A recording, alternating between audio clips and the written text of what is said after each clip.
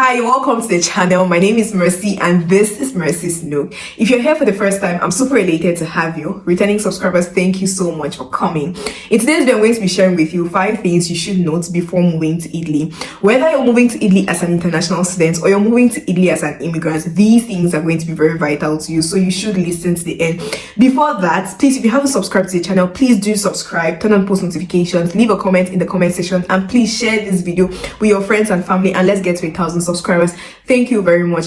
And with that being said, let's get right in.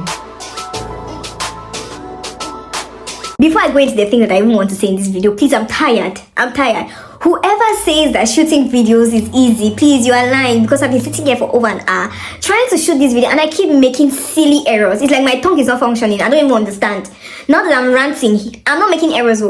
But let me pick the first point and start talking about it. Oh, my tongue is traveling for holiday. I don't even understand. What on earth? Anyways, I'll just continue gisting like this so I'm not making a mistake. The very first point on my list is that Italy is not an English-speaking country. The main language here is the lingua italiano. Hence, for you to be able to survive your daily life here, you should be able to at least speak the language a bit. To make it easy for you, before you come here, start to learn the language. You have apps like the Duolingo and many others out there that help you learn the language. So learn the language as much as you can. I remember coming here not knowing like I couldn't say good morning in Italian, I couldn't say hi in Italian, and I almost got lost at the airport. Luckily for me, I met this guy on transit from Cameroon, and he had already learned the language and he helped me. What an amazing soul he is. Anyways, now we are friends. Learn the language and it's going to help you scale. It's going to help you integrate faster. It's going to help you get a job quickly. The thing is, most of the places you're going to enter, the offices, the bars, the restaurants, the train station, the bus station, whichever place you're going to go to, you're going to hear Italian. Like majority of the people speak Italian. I'm not saying that you're not going to hear an iota of English. A few people do speak English, especially the younger generation of Italians. At least they are learning the language. But for the older people, you can meet an older Italian that cannot say good morning in English. Yeah. But in bigger cities like Rome, Bologna, Milan, you're going to get lots of English because these are big touristic sites. You have lots of tourists from different places and they speak English. I remember one time in Rome, I was just telling a classmate of mine, like, how do they say they don't hear English in Rome? Because like there are times I'll go to school, I could barely hear Italian on the road because everybody was speaking English. I'm like, probably the area where my school was, because my school was at the city center or is at the city center. Yeah, but learn the language. All your documents are going to be in Italian. Point number 2, the cost of living. The cost of living in Italy varies from city to city. The cost of living in big cities like Rome, Milan, Florence, Bologna is way expensive than smaller cities. Plus, it's kind of segmented to depending on the apartments. We have very modern apartments and then we have the very regular ones as well. So the prices for those are also different. You should take note of that. Ask yourself, am I able to afford rent in Rome? In the heart of the city, can I afford rent there, or am I going to move to the outskirts, or what am I going to stay in a shared apartment? Because you can also rent a shared apartment, which is way cheaper than renting an entire apartment. So when you're starting off, just ask yourself these questions. And life in general is more expensive in Rome, is more expensive in Milan than in the smaller cities.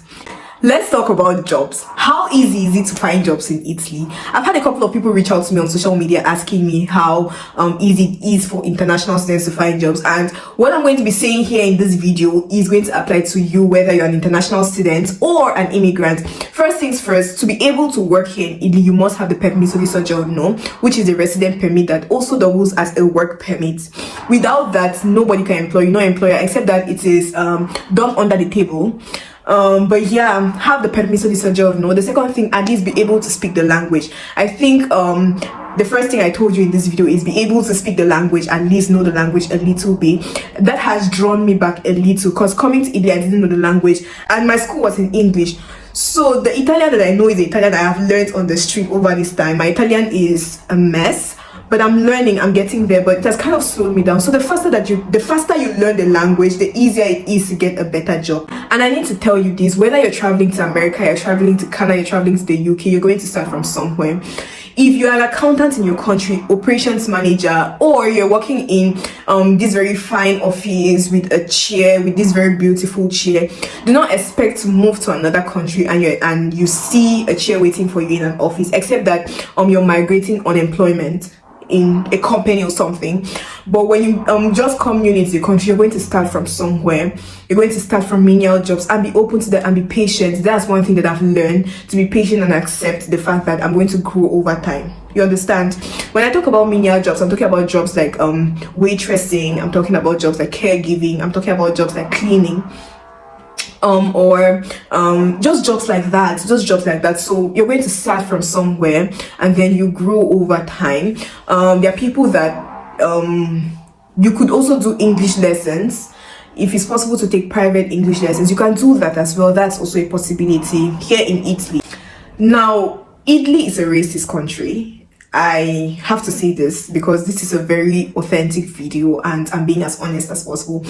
Italy is a racist country, and finding blacks in their offices is kind of rare, but you're going to find them, but very few, right? So you have to work your way there. So that's it about jobs. That's the most I can say.